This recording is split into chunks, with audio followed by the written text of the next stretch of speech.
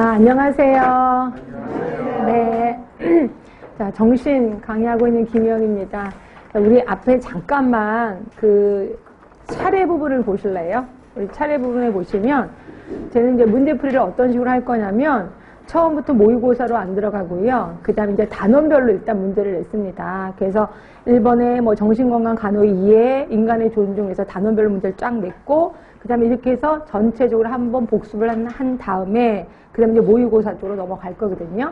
그래서 여러분들이 앞에서 이 개념 부분을 할 때는 우리 여름에 했었던 이론 책 있지요. 네, 그거 좀 갖고 오시는 것도 도움이 될 거예요. 물론 제가 나름대로 유의물은 갖고 오긴 했지만 혹시라도 기억 안 나시면 이론책을 보면서 아, 이런 게 있었구나라고 할 수 있게끔 해주시면 되고요.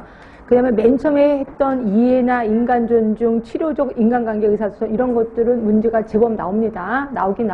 나오는데 그거에 나름대로 규칙도 있어요. 근데 그 규칙을 다 일일이 가르쳐 드리기에는 너무 양이 많아요. 그래서 제가 문제를 풀다가 이런 건 감으로 잡읍시다 라고 하는 게 있을 거예요. 굉장히 분명히 원리가 있는데 감으로 잡아도 답은 나오더라고요. 그래서 대부분 제가 원리를 안 가르쳐 주고 감으로 잡아보세요 라고 하면 여러분들이 딱 대답을 하면 아, 감이 잡혔구나 하고 그냥 넘어갈 겁니다. 그래서 그렇게 할 거고요.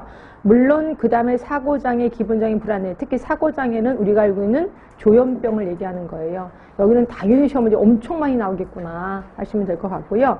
그 다음으로 많이 나오는 게 이제 기분장애. 그래서 조울증, 뭐 우증, 그러니까 조울증 중에서 대부분 울증이 좀 많이 나올 겁니다. 울증이.